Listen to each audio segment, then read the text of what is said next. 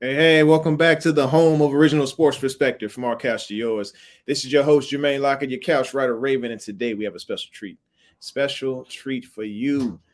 We're going to be talking about the Ravens versus the Bengals this weekend, part two, because part one was so bad, it was depressing, but we have a special guest on our show. We're going to have Hudrico Lives, Trevor Hudson, good friend of mine. And I'm excited for him to hop on the show. He's just getting set up right now. So as soon as he is ready to rock, we'll be ready to roll. Hey, guys. And as you can see, there's going to be some distractions, just a few, as we go through the show today. But we're going to have a good time. Just a couple of things I want to talk about is, before he gets on the show, is the Ravens. We on the struggle bus, for real. Everybody's talking about firing John Harbaugh, this, that, and the other. I don't think he should be fired, but I do think there should be a closed-door counseling session of some sort to let him know that, hey, let's not make so many gambles. Then when it comes to these Ravens, we got to get it together, folks. We got to get it together because the Bengals, they rolling. They got a passer right now that's got over 3,600 yards passing. They got a receiver, or actually three receivers right now, that have over 700 yards receiving. Three receivers over 700 yards receiving. Don't get me wrong. The Ravens are having a magnificent year on offense when it comes to receiving core. When I say receiving core, I'm talking about the two of them, Hollywood Brown and Andrews. But we got to get it together. We have got to really show up and show out against this team if we're going to win, because they got a really good defense. They've caused 11 interceptions on the season. They got a really fire-powered up offense. They got a 1,000-yard rusher already. I mean, Joe Mixon ain't no slouch. We knew that already. But can Baltimore stop the run and stop what's going on in the air with this depleted secondary? I don't know.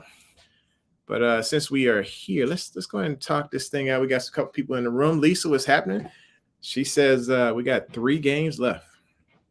We need to win out. End of discussion. I'm not playing, y'all. Look, Lisa going to take that flight to Baltimore. She's going to take somebody out straight up. Y'all better watch out for Lisa, y'all.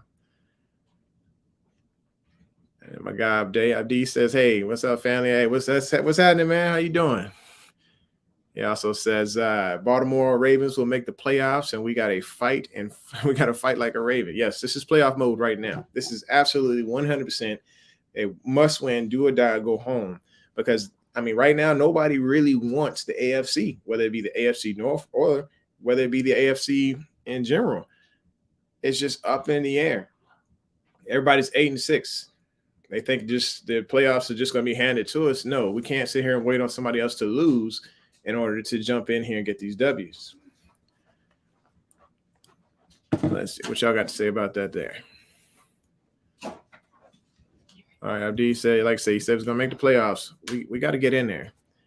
Now, the thing is, in order to get there, we got to get through this Sunday. We got to get through this particular game. And Jamar had his day with us the other day. I mean, a couple weeks ago, he had a day with us. He had over 200 yards receiving off of just 10 receptions. Poor tackling by the Ravens. We letting people get loose. It got really terrible in there, and we gave up a touchdown to him. Plus, we gave up touchdowns on counters to running backs. It was one of those days where I'm just like, people over here trying to check on me in the elevator, trying to hug me at work, trying to see what's going on. Hey, you good, man? You okay? I'm okay. I'm fine. I'm good. Don't touch me. I am good. So if you guys have not had a chance to check out the last video, my previous thoughts, I put a lot of work into that video talking about John Harbaugh being on this gamble. He's constantly gambling when it comes to fourth down. I'd like to hear your thoughts about what do you think about the fourth down decision, because I know it caused a big ruckus in Ravens world and the Ravens flock on the We Are Ravens flock page on the Ravens Nation, all that. But I feel like I need to know different opinions, trying to hear the different perspectives, because I have mine and I'll share it here in just a second, but I'd like to hear yours. Let's hear Hassan. He says, Baltimore Ravens DNA, they're not going to quit. I promise you that. No, we don't quit. It appears that we can get guys off the couch and still shut down, or at least hold Devontae Adams to a decent amount of respectable amount of yardage. And that's guys just getting off the couch, getting off the practice squad. they come out and they're ready to compete. I can appreciate John Harbaugh being able to evaluate the talent at a level to where he's getting decent players on the field. What I don't like is having them having to cover entirely too long and us not blitzing. I think that was a huge problem in the last game. We should have definitely been blitzing, putting AA around on his back. This could have been a different game if Wink had been his normal self. Not trusting in the guys that you put on the field, no matter who they are, could be a major problem. All right, so let's see what Lisa has to say here. Like I said, y'all, we're getting Hudrico spun up here. Lisa says, Santa Claus, please give us an after Christmas present, a victory. If we believe, we will achieve. Yes, believing is receiving. Believing is seeing, folks. We have got to speak it into existence, because right now we are on the struggle bus for real. We don't know if Lamar's coming back, this Sunday. And the thing is, here it is. Y'all probably ain't ready. Y'all ain't ready for this conversation, but Lamar is not the big game-changing factor for this game because we have an exceptional talent in Tyler Huntley. I am not saying that Huntley is better than Lamar. I am saying Huntley's presence creates such a big-time threat for those other teams to evaluate that they have to look at him similar to Lamar, even though they have different strengths. And this will not be a weakness at the quarterback position for the Baltimore Ravens. That is what I'm saying. I am saying that Huntley is good. Lamar is great. But because Huntley is so good that we will not have a quarterback problem, that will not be the basis of our problems on Sunday if we have any versus the Bengals. I mean, of course, there's going to be problems. There's going to be a lot of problems. But I feel like Huntley is not going to be that guy that's going to be our Achilles heel to the L. There are some things that he needs to work on, such as, the progressions. He needs to go through more than one progression, because he snaps the ball and he's just like, anybody seen Andrews? Oh, he over there. I'm going to throw this thing right to Andrews. Y'all got to check this because I see him. He's open. Or is he open? I'm going to throw it anyway. He got a little Jameson when it comes to targeting Huntley.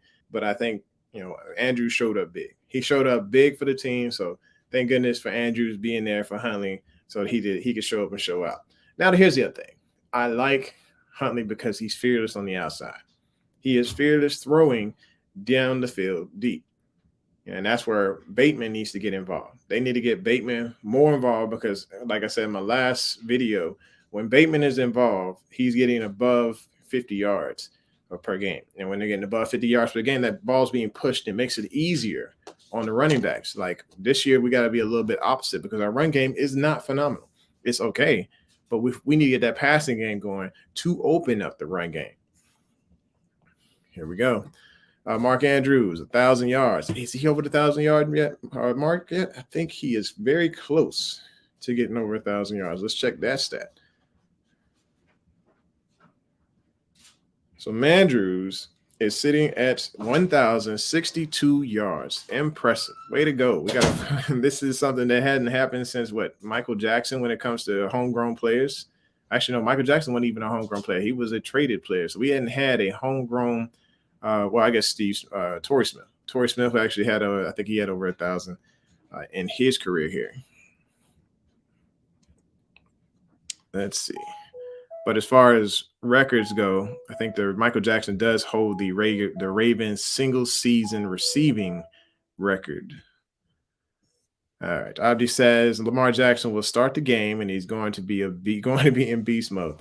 Now, the thing is when it came to Miami and it came to Cincinnati, those were like his Madison Square Garden, and he was like MJ. He would take advantage of those opportunities and just ball out completely. It hasn't happened this year, but if you look at his previous highlights, he had the Jackson 5 against the Miami Dolphins, and he's the one that did all the the Cincinnati's where he did all of those crazy highlights against the Bengals. I mean, in their house or at home, he was just lighting it up, and that was his first game coming out was against the Bengals, and he did his thing. I don't know what's going on. I think they game planned him. I think they're trying to figure out a way to just do those zero blitzes and make him throw the ball while everybody's sitting back on the sticks. But Lamar's got to find his way out of that with drags, slants, and then honestly just looking for that hole so he can slide through it and go up the field. Because if they're playing man coverage, Doesn't matter if they're sitting back or not. If they're playing man coverage and they're zero blitzing, there's got to be a gap somewhere in there.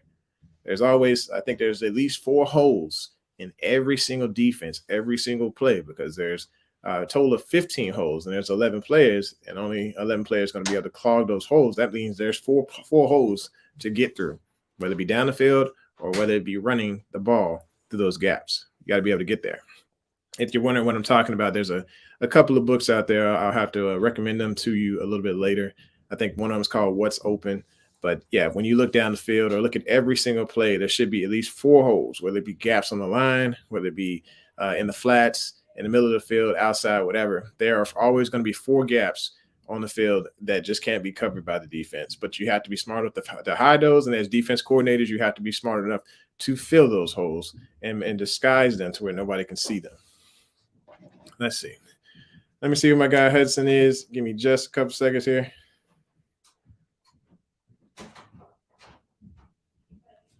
All right, he's not ready just yet. Abdi says, I miss. I don't know what you were saying. Anywho, as far as some stats there, I wanted to take a look at it. So the Ravens, outside of, for the last 3 years, we've been decent, been really decent against the Bengals, been 5-1 against the Bengals over the last 3 seasons. And Jamar, like I said, Jamar Chase is going to be a big problem. This dude's got over 1,000 yards already as a rookie, 10 touchdowns on the year. And Burrow, like I said, 3,600 yards, 26 TDs. He's been sacked 44 times. And like I say, he gives up about 2.5 sacks a game. But look, the only way to beat this guy is to keep him down, Abdi says, hey, I miss J.K. Dobbins and Gus. Yes, when we had those guys on the ground, it was a factor of like, hey, how many yards are we going to get? Over 100 yards. Not necessarily can we get to 100 yards on the ground. These guys made it happen. They were phenomenal. I miss both of them because of the fact that they were just like cut and go type runners. They see it. They just went through. Now we got to deal with Jermaine Pratt talking all this trash, thinking he can talk this trash this year and be okay and be safe. Last year, he talked all that trash and he got owned by J.K. Dobbins on a nice little B-style run.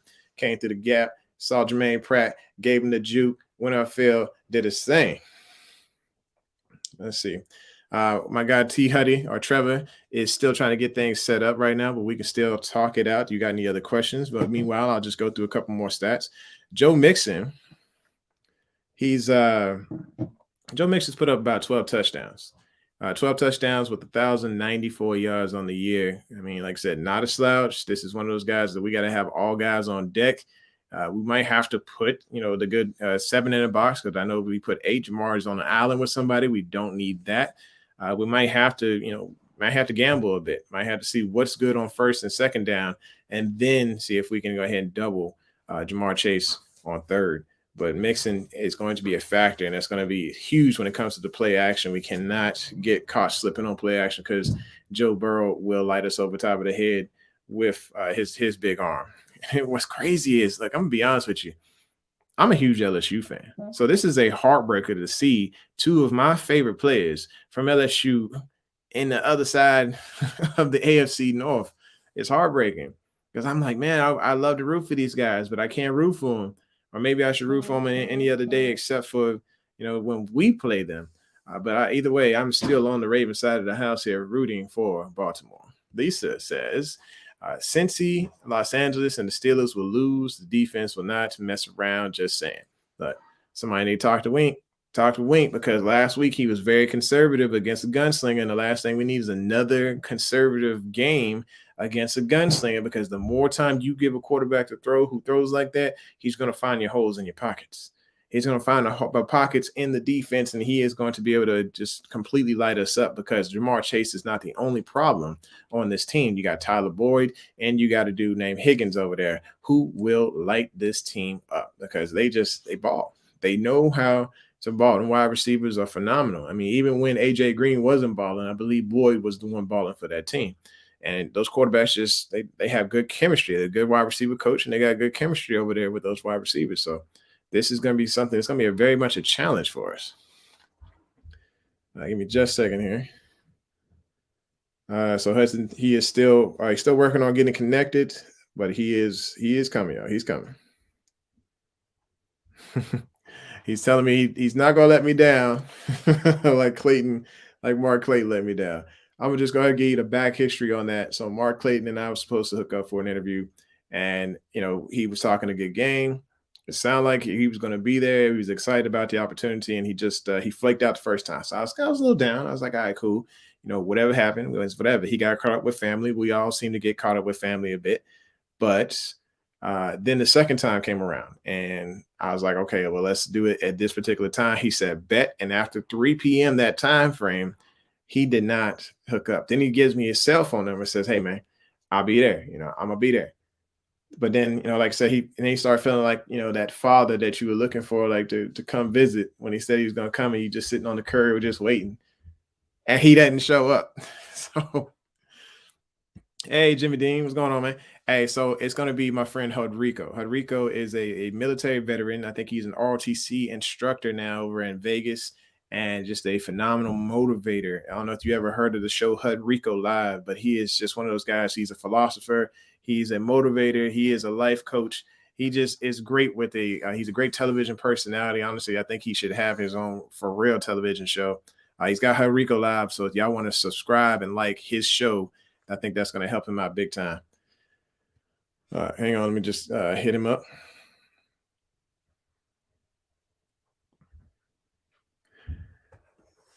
All right. So anyway, Lisa says Merry Christmas, Ravens Nation. Yes, absolutely. Hope you got all your shopping done. Hope you were able to get your Lamar Jackson or whatever jersey you were looking forward to getting.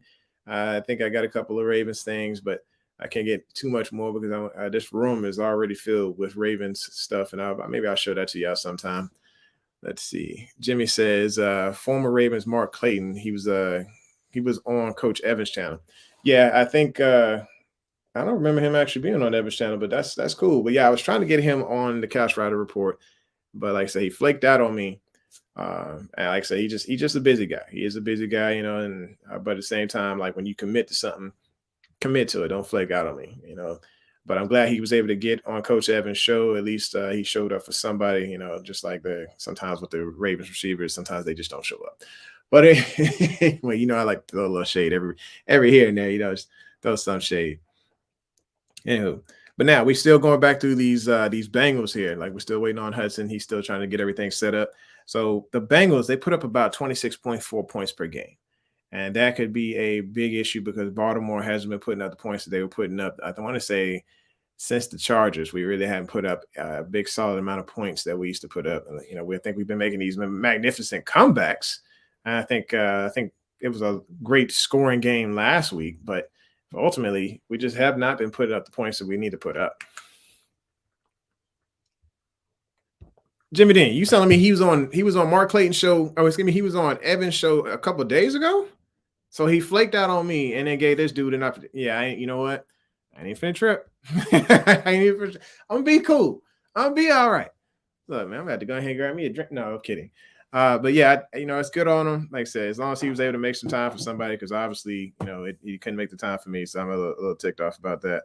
But anyway, back to the Bengals. So the Bengals, when it comes to sacks, they're going to apply the pressure. They have tons of pressure that they're going to provide because they are fourth in the league in sacks. I mean, they have got 39 sacks on the year. The Ravens, I don't even want to talk about their sack numbers, but just know that the leading sack guys, I want to say, are Bowser and Owe with 6 and 5 sacks apiece. But they got to get more pressure back there in that backfield. As far as the Ravens, with these offensive linemen, these new offensive linemen with Sharp and Cleveland out there, it looks like the Ravens are satisfied with their performances, but I'm hoping with Lamar in there, it doesn't change up if he's healthy. And then when it comes to interceptions for the Bengals, they're 16th in the league in interceptions. They've caused 11 interceptions. I think the Ravens have caused maybe 6. With more turnovers, they have to be, we got to cause turnovers. That's only going to help our offense big time here. Lisa says we should be worried about the Bengals. We'll kick them, or we should be worried about the Bengals. We'll kick them where it hurts. Watch out, Cincy. Lisa is calling her shot. She wants the Bengals big time, wants them bad. So let's see what else. But I think there is a weakness to the Bengals defense. They do allow a couple of yards on the ground. If Baltimore can get a consistent rushing approach, these guys allow 4.1 yards per carry. It's not great, but that is enough to get through there. They allow 4.1 yards per carry on the ground, and they've allowed 11 rushing touchdowns. This is where we need to get it in. We need to get into the end zone via the ground, not through the air right now, because it looks like their pass defense, like I said, they got 11 interceptions on the year. They are some ball hawking dogs. But they're giving up the third most 20-plus yard reception plays. So that's like 56 reception plays. So they can be beat in the air as well. So they're giving up 7.1 yards per pass, and that's about middle rank. So they're not a top tier, like unstoppable defense, but they look like they're one of those bend don't break. You remember how Dean Pease defense was back in the day, where we gave up a lot of yardage, but we caused a lot of turnovers, or we bend but didn't break in the red zone. That's kind of how it was. And you're looking at the defense, you're like, this is not a magnificent defense when it came to Dean Pease. But at the same time, you're like, okay, well, he didn't break, so that's cool. Hey, y'all give me just a second. I might have to unplug a couple things to set this thing right. Okay, be right back. Just need to go ahead and plug something in because I thought it was plugged in, but we're about to die on the battery. Hello. How much? Okay, so I saved the battery just in time. We good. All right, so Lisa, if we are going to beat these Bengals, how do we do it? That is the question straight for you, Lisa. Tell me, how do we beat these Bengals?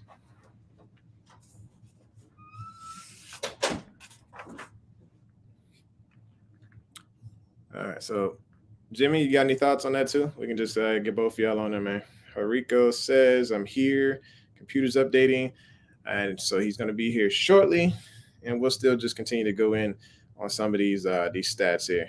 As far as the odds, normally we're not underdogs versus the Bengals, but it looks like we're underdogs versus the Bengals this time around. So good times. But the thing about odds is when it's like less than 2.5 on the spread or 2.5 over under. It was 2.5. Yeah, on the spread. Sorry. Gambling is not really my thing, at least for that part. But when it's 2.5 on the spread, it means Vegas doesn't really have faith in either team, a strong enough faith to say, hey, convincingly, we feel like this team is going to win. So it looks like Baltimore has a great chance. You know, if you're looking for those betting lines, I still take that plus 2.5 for the Baltimore because I'm just a big fan. But just like the rest of us. Anyway, Lisa, you got any thoughts on how we beat these Bengals? Since we're sitting here, you guys got a couple extra seconds. If you could do me a favor and hit that like button, hit that subscribe, and smack that bell if you haven't done so already. You know, we got a couple people in the run. That means I can get a couple likes on this video. That would be much appreciated. All right, so the things that we're going to talk about with Hudrico today, we're just going to learn a little about who Hudrico is. Y'all are sitting here wondering, like, yo, who is this guy? I'm telling you, I cannot wait to get this guy on the show. He's awesome. And then we're going to talk about some things going on in his life. Talk about, I'm not going to give away too much right now, but just know that, you know, this guy is going to be a great add to the show for today. All right, Lisa says, in order to beat Joe Burrow, we need to sack Joe Burrow, and Tyus Bowser needs to get the ball. Okay, well, Tyus I think he's great in coverage. I think he's good in pass rush. I think this is a bargain when it comes to the re-sign or him signing a new deal with us. Very excited to have him such a cheap price and him showing up for the team. He needs more reps. Honestly, I think he needs all of Justin Houston reps, but that's just me. But he's out anyway. So I think we're missing him. We're missing McPhee. We're missing a few people. COVID don't care about our team. They don't give a darn. Kelvin don't give a darn about the Baltimore Ravens and their season right now. We on a struggle bus for real. So it's like every time we think it's going to be okay, this is going to be a decent opportunity for this team. Some things just don't work out.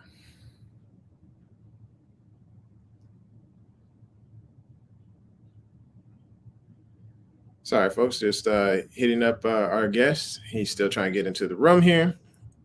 But yes, who do you think is going to get the sacks on the day against Joe Burrow? Who's getting in there? Is it going to be Tyus Bowser? Is it going to be Owe?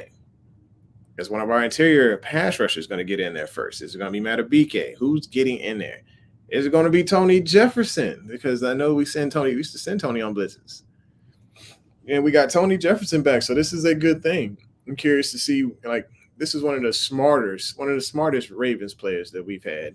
I'm not saying smart as Chuck, but this guy was a very intelligent Raven when we had him here. He just was a little slow on the legs. I'm be honest. On the back end, if we had him covering the deep thirds, it could have been an issue. And this Sunday, it will be another issue if we don't have Geno Stone over top. So I like the way Geno Stone plays because he is a true free safety.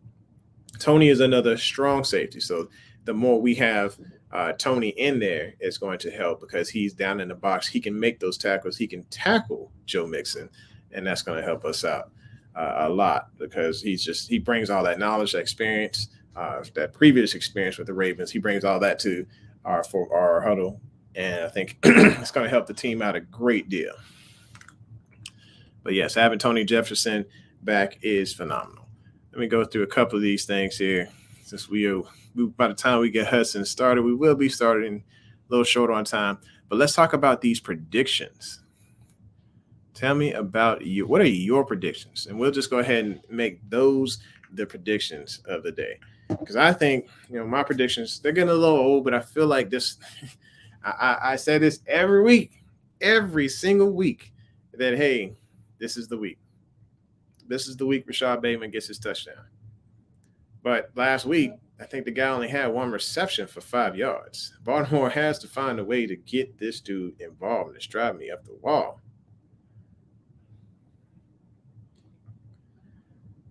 All right.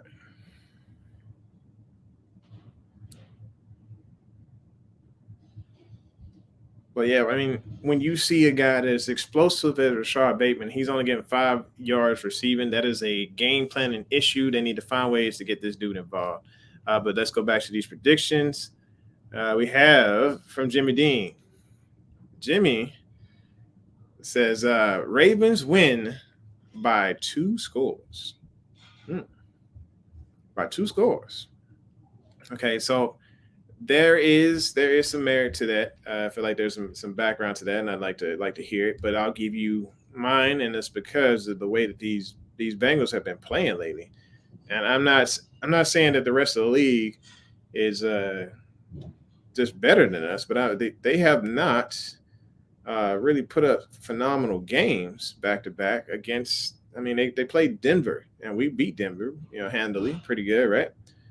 But when it came to receiving against the Broncos, I mean, Jamar Chase had 3 yards. 3 yards total receiving. That's crazy. Tyler Boyd had 96 yards and a touchdown. But honestly, it wasn't a magnificent performance by Joe Burrow either. To have 157 yards and then only 1 touchdown passing, that's not a magnificent game. Let's see what Lisa says here. So you still say 45-10, Ravens 500. Lisa, wow. There's this H word that gets slanged around, and I ain't finna use it, but it feels very, very homerish. I mean, I feel like we homering around here. I am definitely a huge fan of our Baltimore Ravens, and I want us to succeed, no doubt. But at the same time, I feel like we got to dial it back a bit. I mean, don't get me wrong. I want Lamar to come out, and I want this guy to sling it up like he did, when he was with or facing Miami or facing the Rams. And we still got them on the schedule, so that's going to be something interesting to see there as well. As soon as they get done playing the Minnesota Vikings, they will come and we will play the Rams, and that could be something to see. Cooper Kupp has been playing lights out. So I wonder who is going to be on Cooper Kupp, and it's probably going to be AA because that's probably the best we got right now. But how is AA going to do this Sunday matched up on Jamar Chase? Because I know Robert Jackson, or at least he should not be on Jamar Chase, because I think Jamar will put him on skates, and that could be a major problem when it comes to that secondary. So we don't need that much man coverage. We need zone coverage, but zone blitzing. Hey, ladies and gentlemen, we have Hudrico here in the building. He will be joining us in just a second here. As soon as he gets set, gives me the thumbs up, I will go ahead and let my guy on the show. So let's see. Okay, we have got the thumbs up, ladies and gentlemen. from Hudrico Live. I got Trevor Hudson. What's going on? What's good, my guy? How you doing? It's that phone life this morning. Sometimes this is the part of production that people don't understand. It don't always go smooth. But you know behind what the you do? scenes, man, there's so many things. It's like a duck on water, it's like smooth on top. But You got to underneath, adapt and overcome, my brother. Adapt yes, and sir. overcome. Adaptability is key. Oh man. So let's do the volume check here. I think you're a little bit low. Can you turn up a bit? Let me see here. I'm trying to see if I can get you to go through my roadcaster so it can be a little better audio. How's that sound? Does it sound better or is it still too low? I think it'll do. It'll do. I think this is good. Let's see. Let's make the magic happen, guy. All right, let's make the magic happen. So do us a favor. Tell us a little bit about Hudrico Live. We see the signs behind you. I know that you've been on the show previously with me or whatever, but I definitely am a big fan of Hudrico Live, but I think the world needs to know about it. So go ahead and tell our Couch Rider Report Nation here about Hudrico Live. Well, first off, thank you so much for having me on the show, man. It's truly an honor to be on. We did this a long time ago. I remember back in the garage when you was teaching by green screen, man. People don't know this Raven over here to my left, y'all. He been flying with y'all for a long, long time. But Hudrico Live, man, it's a podcast, it's an Instagram, it's a TikTok, and it's really all about motivational. I do put on episodes where I interview people and go through their stories and kind of talk about some of the things that they went through to get them where they are and try to just make the best out of most situations. And trying to tell people, hey, you know what? You can achieve things. You just got to, number one, believe in yourself and get after it. But what many don't know is I'm an avid, crazy football fan. So anytime I get an opportunity to talk about football, I'm all in. But as always, I can be found. Anybody else who's looking for me is at Hudrico Live. But I'm pretty sure we'll do all that later. So let's get it in. Yeah, absolutely. Hey, so of course, like getting to know you, getting to know your family. I'm excited for your son. So what's it like having a 3-star college recruit in the house? Honestly, it's amazing. It took a lot of work to get to this standpoint. First off, give a shout out to the wife. She's one of the driving forces behind it. She's a straw that stirs her drink, man, because she keeps us all in line, man. But to get your son to get to that standpoint, as any father of a football fan, or you always want your kid, if he does play football, to reach those levels, to get to that standpoint where somebody says, hey, you know what?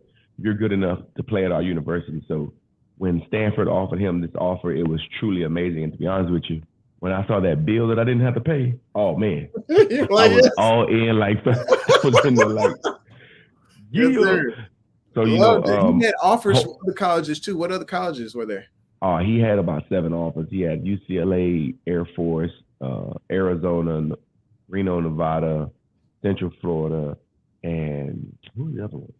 UNLV. He had one from UNLV as well. So, it kind of was a tough one because, the COVID season that kind of took away his whole junior year. And then in the game of recruiting, your junior year is a very big year in regards to getting those notoriety and getting people to take a look at you. So at the end of the day, we still made the most of it. And I cannot be upset, man. The boy's going to Stanford. That is phenomenal. I mean, Richard Sherman, right? He came out of Stanford. Man, Richard Sherman, McCaffrey, man, and Ertz, man. I mean, the list goes on and on, man. Walking through halls of legends and playing on the same field as them. And I think, like I said, when I did that review on him, I think he's a phenomenal talent. And I'm excited for whatever the future holds for your son and for you and the family. So, and you got those 2 twins. I mean, they might be next, man. Hey.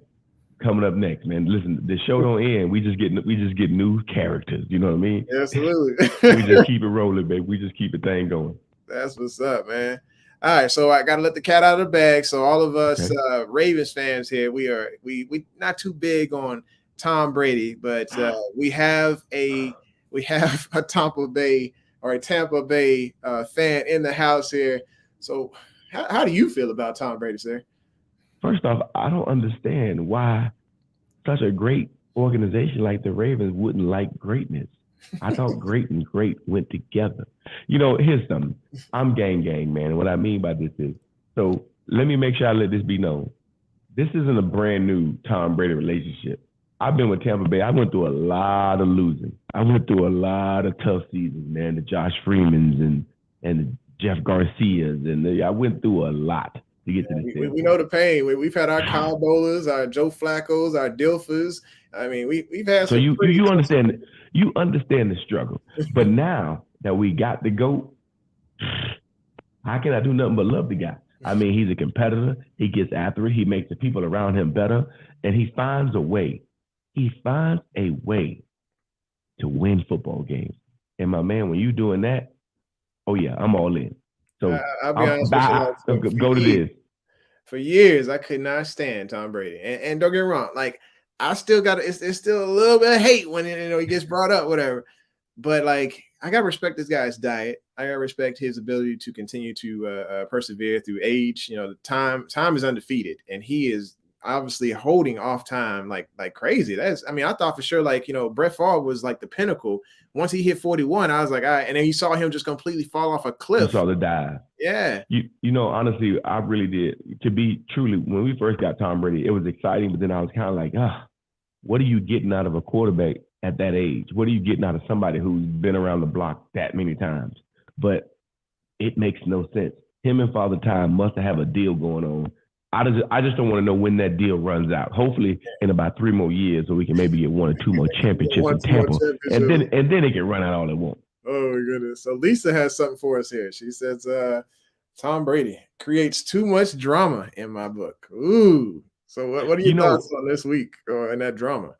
First off, that's a great comment. I believe he creates too much drama because I believe sometimes the media pays too much attention. For example, you look at the game that we just completely just laid an egg against the Saints. Yeah. How many times are you gonna show Tom Brady on the camera? Like literally, let this man have some emotion.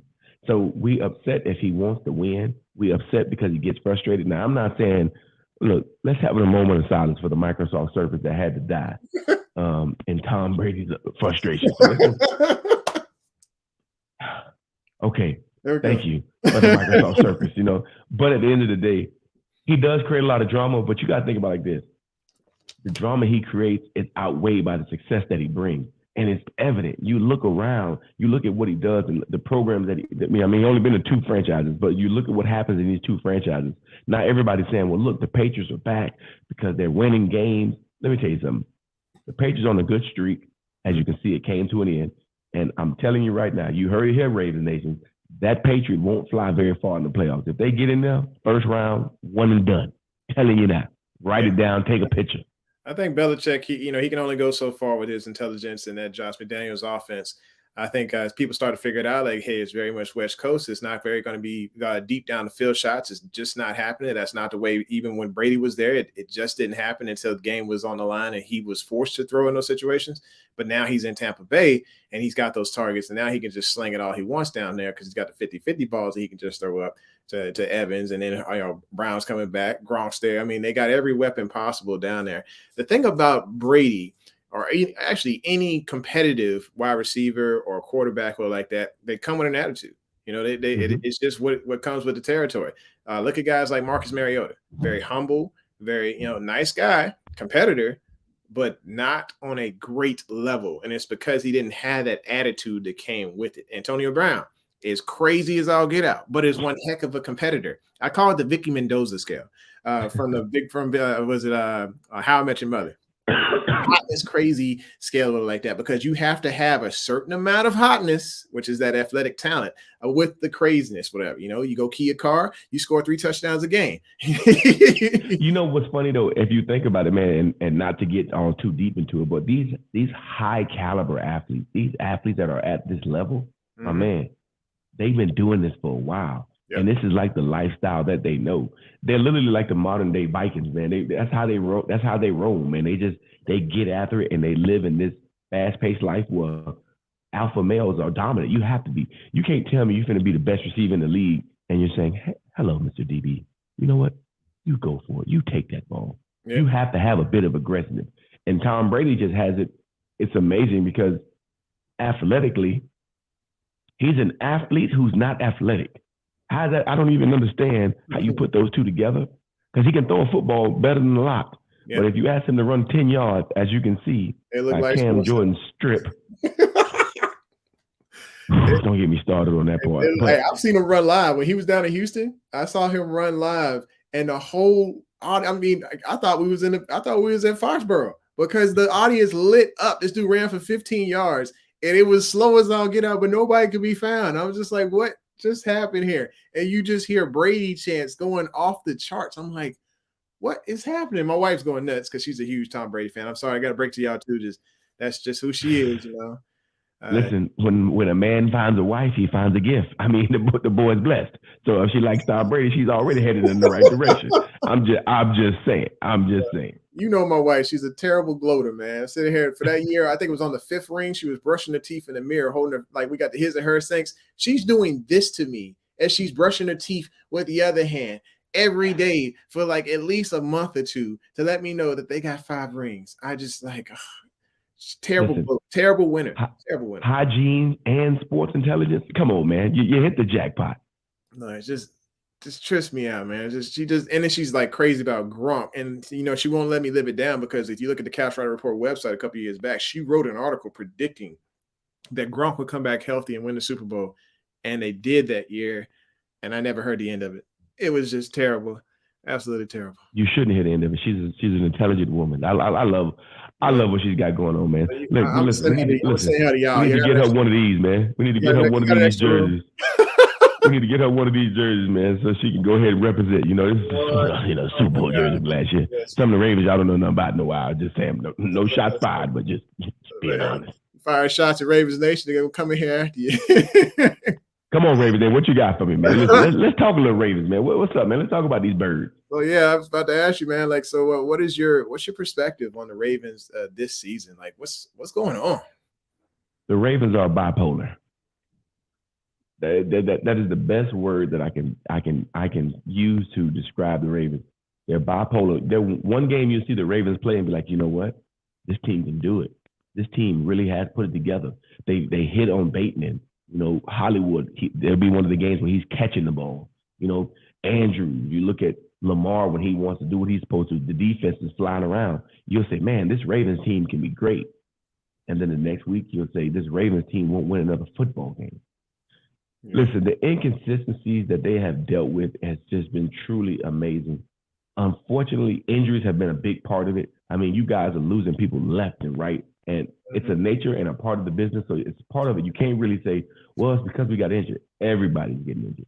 That's a part of football. I don't think you play football healthy. Since, what was it? The Packers 2011 Super Bowl season when they had, I think it was 21 or 22 players on IR. And here we are sitting at 23 players on IR. It is getting bad, man. We play backup linemen off the streets. We just picking out in the crowd like, hey, you want to come in? You over there? Yeah, you. Come on down. You had a couple of them shakes there. They weren't died. I need you on the line. But, you know, honestly, I think the Ravens still have a good shot to get into the playoffs. And because they are bipolar, they're always scary. They're always that team that you say, you know what? The right matchup, and you catch them on the wrong day, they can upset somebody. And when I say upset somebody, they can upset some of the top seeds. I'm not convinced on the Kansas Cities and these other people of the world. You know, Lamar finally got that victory against him. So you get the Ravens in the right matchup, they could possibly do something. But here's what needs to happen. Number one, Lamar needs to come back. Hundley's doing a phenomenal job. Yep. I give the kid credit. Like I was telling you before, we were talking in pre-production. You guys are the only team that I know that has a backup quarterback who is a carbon copy of your starter, just with different assets, you know, different abilities in certain extent. But as far as the game plan, you don't have to change the game plan because Hundley can do the majority of the things that Lamar can.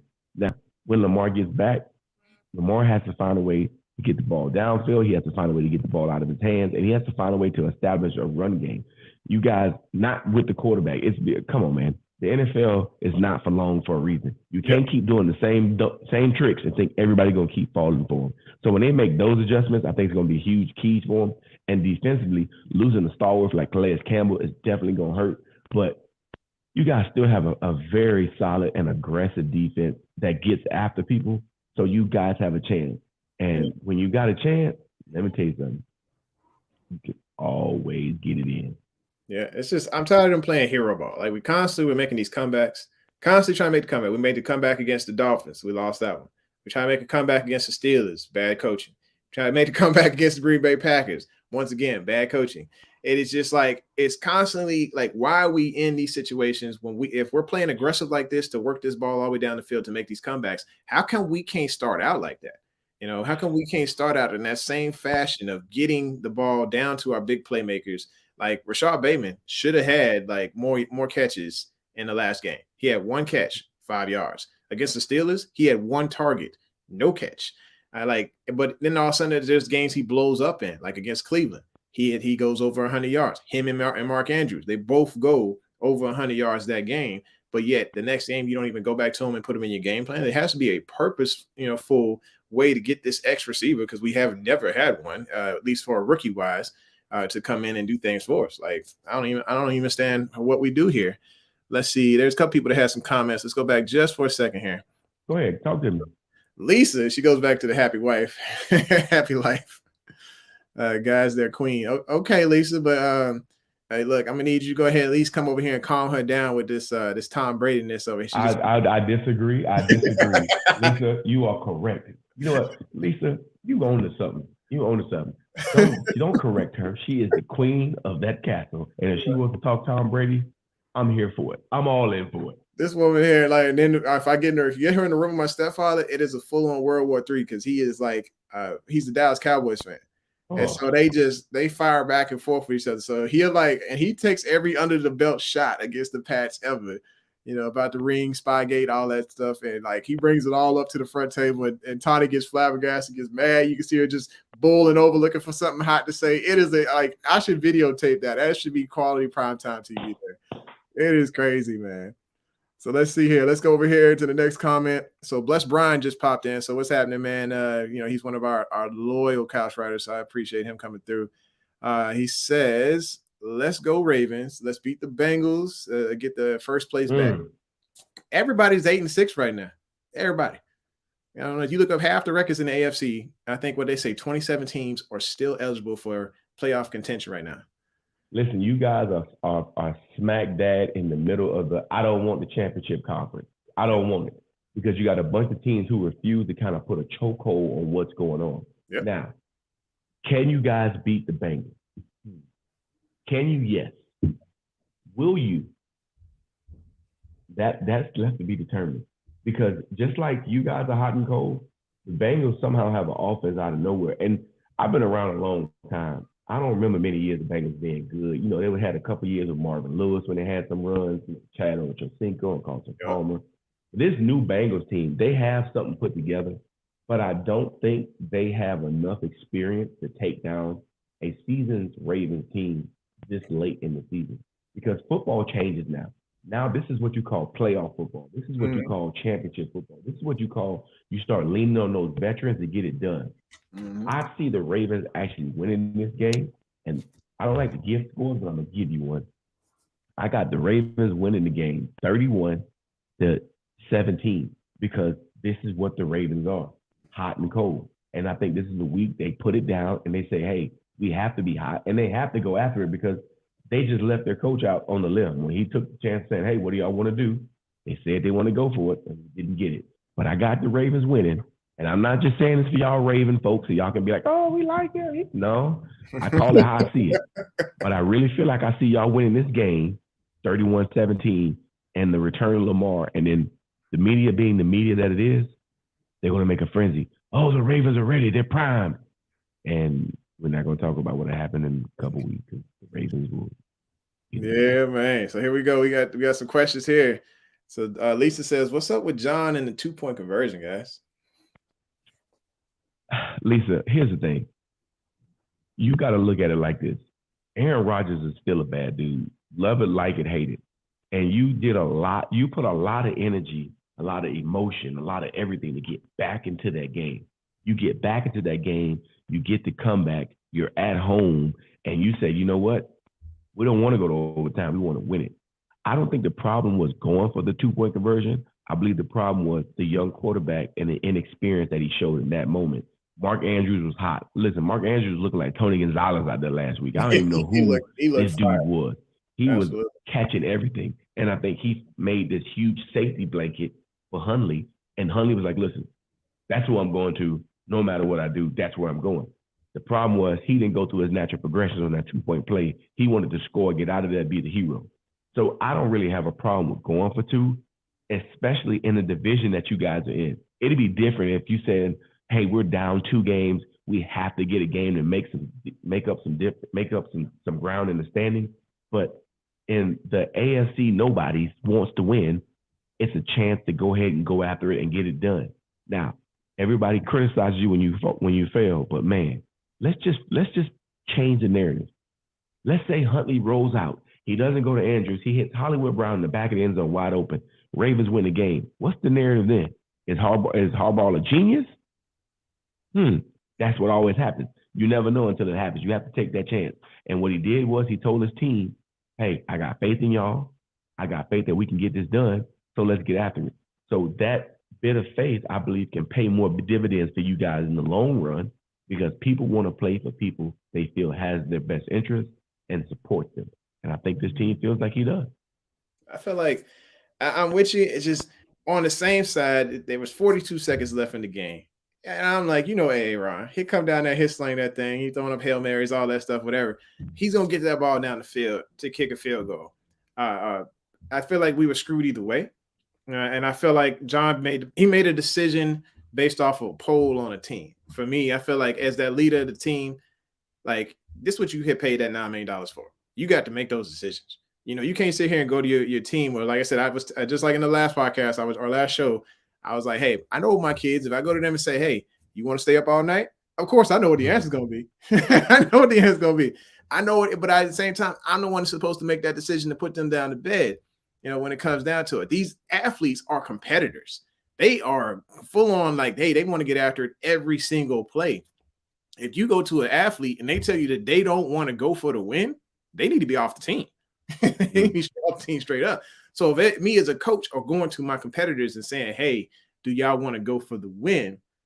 Am I really asking, or am I just telling them, hey, we're going for the win or whatever? I should be telling them, hey, we're going for this win, not polling them team because we should already know what that answer is. But ultimately, in order to get your team in the best position for overtime, give them that opportunity. Let Justin Tucker come out there and do his thing because he's the greatest kicker of all time. This is a guarantee that we're at least going to tie this game. And the defense has already shown that they stopped Aaron to make this comeback. Why not put it back on the defense to make a small stop? So that we could get him to overtime, because we get him to overtime, and Huntley was showing he's pretty solid on his drives all the way down the field, working the time of possession. They could win that, and that if they had, it's a 50-50 chance. It's a better percentage chances than he did with the 2-point conversion. Because if we get the 2-point conversion, the dude still comes down, gets it in within the field goal range, and then they still win. But with given the opportunity with the defense to hopefully make the stop, the Ravens win. The Ravens got a chance to go into overtime, a better chance of winning. Plus, Harbaugh was like, what was he, 33% on 2-point conversions on season? Listen, you gave out some great numbers. You listen, ladies and gentlemen, the commentary right there was phenomenal. But I'm gonna hit you with one more. All right. You play to win the game. Okay. And my man said, I want to win it. I want to win it right now. And I'm going to have to take the consequences. Now, the polling people, I give you that because that can come off as indecisive.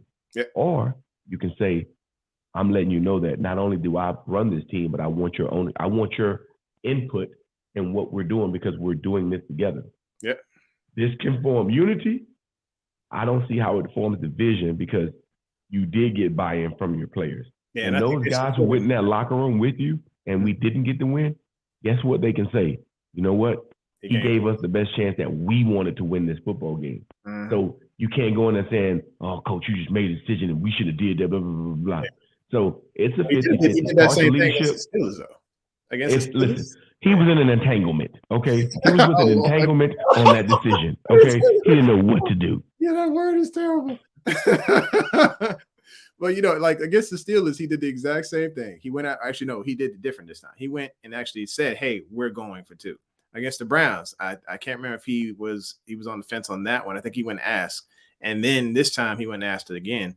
So I feel like honestly, you got to be that leader. You got to take that decision sometimes. There are times, yes, you want to go ahead and involve your team in the decision making process. But when it's clutch, when it's game on the line or like that, I mean, yes, I'd probably talk to Lamar. But that would probably be the only one that I would talk to as far as my captain. But other than that, I would go to my offensive coordinators. Those other guys also get paid too to make those decisions to say, hey, coach, based on the situation, or even my analytics guy upstairs, hey, say, coach, you sucked on these the last couple of times, where like that, maybe we should hold off or something along those lines. figure out what's best by consulting those that you hired, because we could sit here and go on the press conference and say, yeah, analytics, but it wasn't analytics. It was him polling his team. And he comes on the podium saying analytics. And I'm like, no, every time you say analytics, that can't be the excuse for you wanted to take a dangerous chance. He needs an intervention right now because he's gambling a little bit too much. There becomes a point of aggressiveness and then recklessness.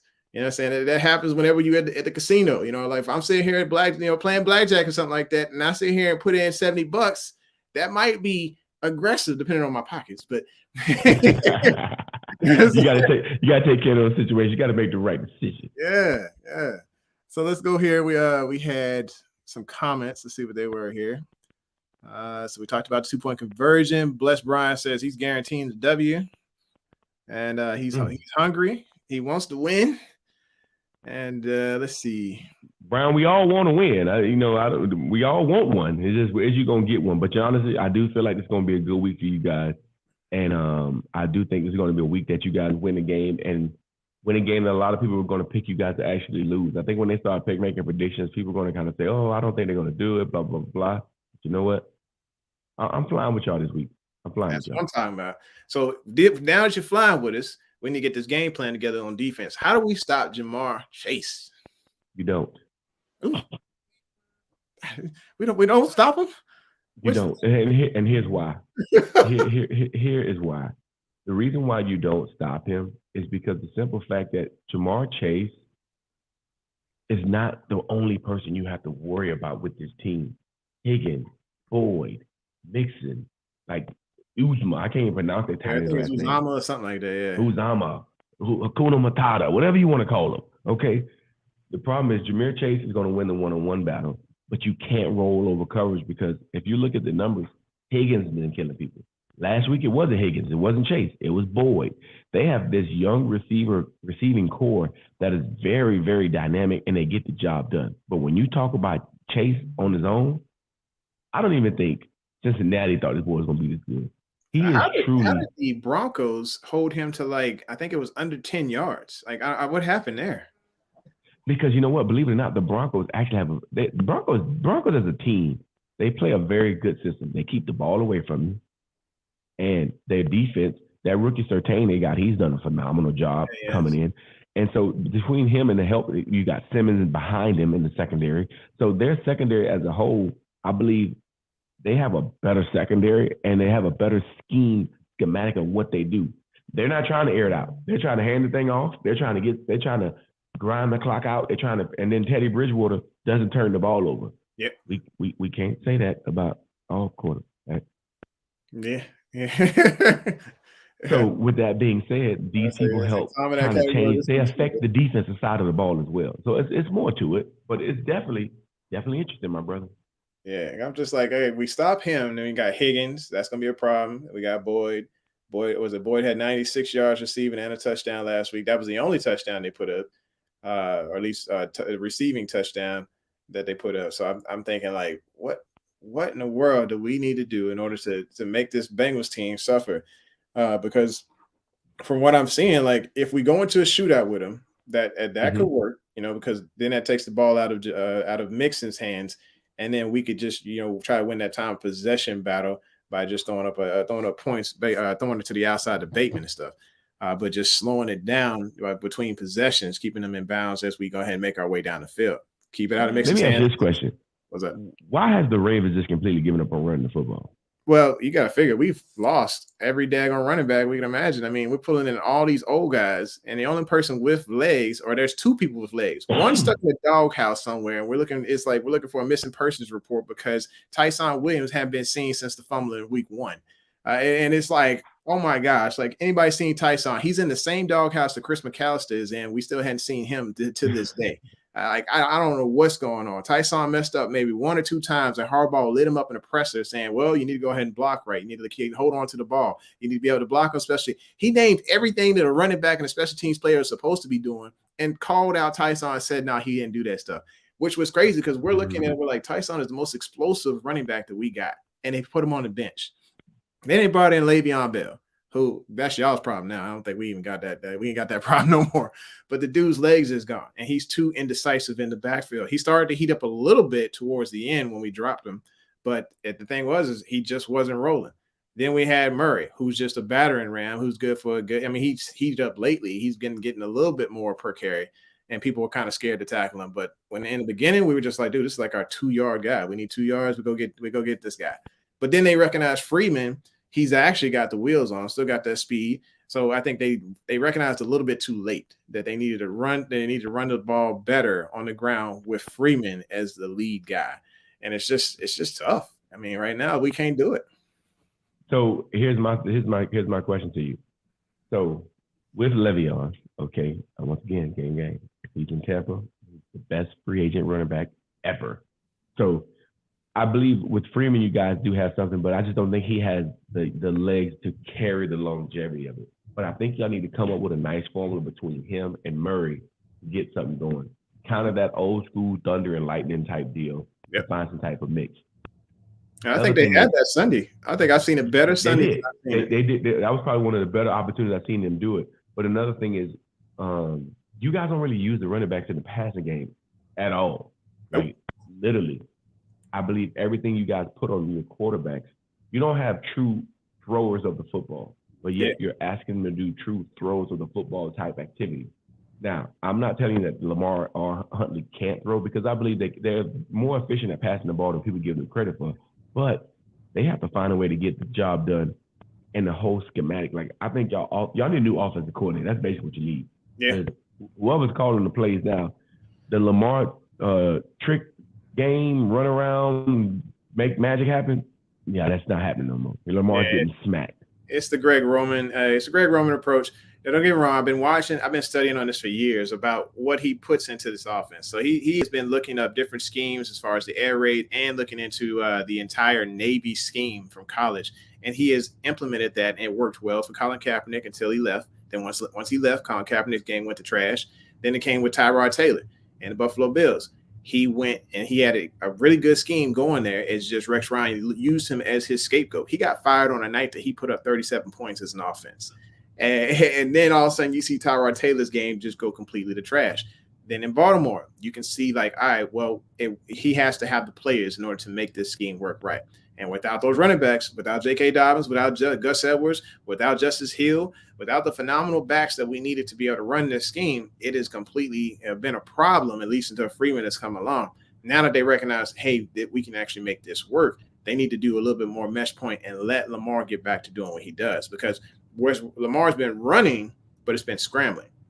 It has been scrambling. And then the bad thing about it this year is Lamar's been taking all those sacks is because he's been going through entirely too many progressions. It used to be Lamar would take one progression, two progression. It's not there. Let's bolt. Lamar is like 1, 2, 3. Let's go back again. Oh, I think I should bolt. Boom. There's the sack because somebody gets him on the ankle. He needs to actually just, hey, see it and just take off now. Just take off. And I think a lot of that is happening because Lamar is trying to become the quarterback everybody's telling him he should be instead of being the quarterback that he is. And that's a problem. That's a major problem because you got to this level from being you. And every time that a quarterback that is mobile is told to be something else, they turn into this complete disaster. Mariota, he was putting up 6 touchdowns when he was in Tennessee until they started telling him, hey, you need to be in this pocket a little bit more. Things started to go downhill after that. I mean, you look at Tyrod. Tyrod was sitting here doing this thing with Sammy Watkins. What happens? He decides, oh, I want to sit back in the pocket, becomes indecisive, continue to do this check down until third down and try to make something happen. And end up taking sacks like crazy. Goes to Cleveland, gets hurt. Goes to Los Angeles, gets his lung punctured. Goes down there. I mean, he just had the worst of luck. Poor Tyrod, but I feel like boy never had a fair shot. Yeah, he just can't seem to get the shot that he needs. And trying to get it in Houston, I mean, it looked okay in the beginning of the season, but you have to have that coordinator to build around these guys. And if we fire Giro, we don't know exactly what we're going to get to incorporate into Lamar's. Are they going to play the way Lamar needs to be able to play? Are they going to allow him the ball, or are they going to try him to turn him into a pocket passer? Because they try to turn him into that pocket passer and you don't use that explosiveness that he has, we're going to fail. And it's going to be some dark years for the Ravens for years to come. We shall see, man. It's definitely going to this season's going to determine a lot because if they don't have the success of at least second round playoff, I believe they got to start saying, okay, we got to start making some changes. So, because we can only do this for so long. Like, oh, this is nice, this is cute, but still not getting over that hill. You're still not getting over that hump. So, some changes are going to probably have to be made for sure. Yeah, I think they need to go talk to Bieniemy. Go look at a couple of his tapes and figure out what he's doing. And with Pat Mahomes. Pat Mahomes is a whole nother level of play, but at the same time, he has some small, simple schemes, simply like the pitch to the inside that works in the red zone. That needs to be incorporated into Baltimore. We got entirely too many backs in the backfield for that not to be one of the options. The read option and just simply pitch to the inside versus the outside. That's something that picks up major yardage. Simple things like that. Then, of course, hitting the X. Designing plays to hit the X. Baltimore just does not like the X. Miles Boykin's whole career has suffered because Baltimore just does not. They don't want to hit the X. 50s. That's true. Yeah, it's like they on the backside. They see Hollywood, and he's got a favoritism towards Hollywood. He's got a favoritism towards Andrews. Both of them have above. I think they got above 600 yards this season. They're both. I think both of them actually. One of them is over the 1,000-yard mark because I think Mike Andrews just hit it with 1,062. And then Hollywood is probably less than 200 yards away from 1,000 yards this season. He'll be one of the first. I'm gonna tell you right now. I'm looking it up right now. How many yards? Yeah, so they close. They are. Hollywood is somewhere around 800. I want to say 880 or 808. I can't remember. I think the numbers are flipped. But basically, he is close to getting that 1,000 yards. 909. Oh, 909. Okay. So I think they didn't calculate from last game on the stat sites I was looking up on. So 909 yards. He was one decent game or maybe two away from getting that 1,000-yard mark. But Bateman sitting here around 400 some yards. That's the guy they need to get started because he came in at like week 5 and had 500 some yards or 400 some yards. So Bateman is a problem, brother. Bateman is truly a problem. He's good. Absolutely. I mean, this Georgia boy goes over to Minnesota and starts lighting up over there. And initially I was like, okay, I'm not a fan because I wanted Jamar Chase because I could see the talent that Jamar Chase was. Like, hey, Baltimore needs to trade the house. I was sitting Lacey DeCosta. I don't know if you know who Lacey DeCosta is, but that is Eric DeCosta's wife, who is the GM for the Ravens. I'll say her tweets or whatever, like, hey, whisper this in your man's ear tonight. I was like, Jamar Chase. Yeah, I was like, give me that pillow talk. I was like, I need him to come to Baltimore, and I knew what was going to happen if he went to Cincinnati. And sure he is. He's doing it already. I mean, over 1,000 yards, 10 touchdowns. This guy is a phenomenal freak, generational talent.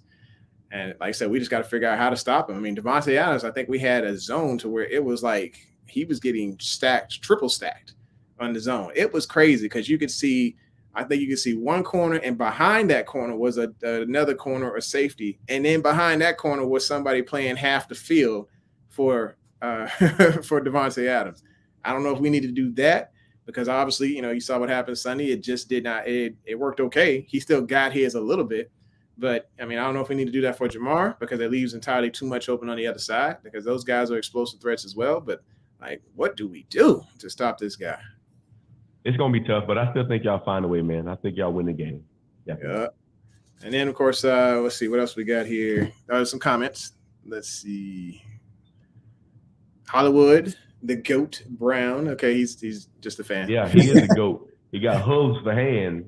Every time he catch the ball, he is a GOAT. You're right. You are correct. There are times that I feel like when he flies to the next spot to play the game, he leaves his hands in baggage claim or something. He's got to go back and get them. It has been a very up and down season with this guy. Like, and the thing is, one thing I'm thankful for is that they continue to go back to him and give him more shots. But I mean, he got to come through. He got to come through and not drop these passes, especially in critical situations. And I think in that Lions game, we were all just hot. We were hot about that because he had like 3 drops and it could have been 3 touchdowns.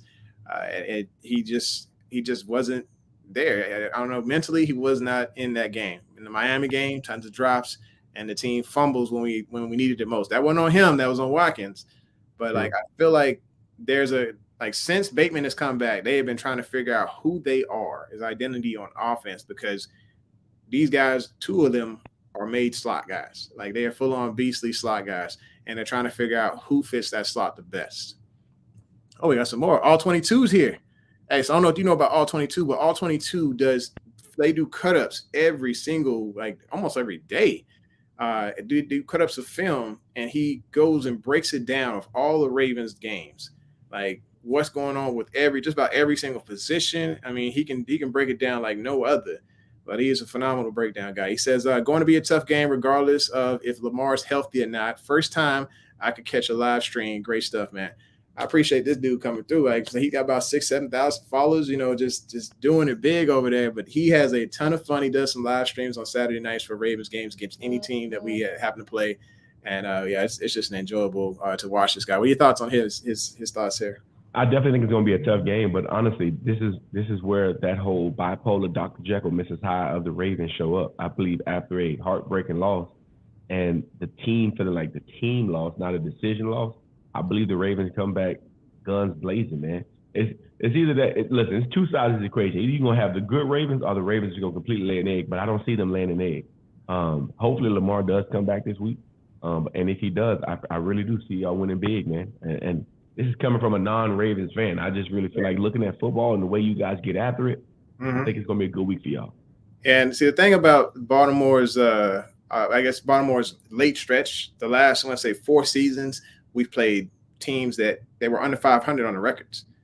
And when it comes to this season, it's more tougher down the stretch than we've had in recent years. It's just going to be a really tough stretch between them. We still got to play the Steelers again. We got the Rams.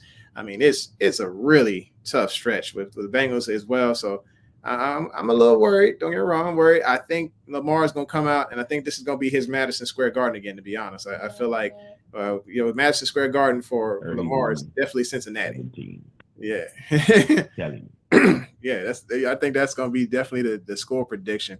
So that's about, I think we're close to our end of our time today because I have to go take my daughter to the airport. I do too. I got to go take my kid to practice. I feel you, man. But I appreciate you coming through. We talked about the prediction here, 31-17. I think that's a pretty good prediction. I'm going to go with probably 27-24 Ravens. I think we got an opportunity to pull this out, but I think that Joe Burrow and them are going to be taking some big-time shots down the field that our defense, they're going to slip up on initially because we know how we give up 2 plays of over 50 yards per game. It seems that's just seems like what we do. I think they stopped it a couple weeks ago, but I think for 4 or 5 weeks straight, we were giving up 2 big-time shot plays of over 50 yards. Hoping that doesn't happen this time, but we'll figure out, as it gets closer to the game. I'd love to do another show or something like that, just chat it up. And, I'm glad to have you on. Looking forward to working with you in the future. Looking forward to being on your show as well. And listen, definitely, man. And now that I'm going to figure out this StreamYard thing so I can get everything. Once I get it all working with my normals, we can definitely get it in, man. But listen, it's been a great time, and I appreciate Ravens Nation for having me on, man. You guys, I hope y'all can get control of your season, man. Listen, Raven, I'm talking to you directly. Yeah. This is the home of Original Sports Perspective. From our couch to yours, thanks for tuning in. Y'all hit that like button, hit the subscribe, and make sure y'all smack that bell so you know when it's going down. Thanks for coming out, y'all. Peace. All right, my guy. I appreciate you.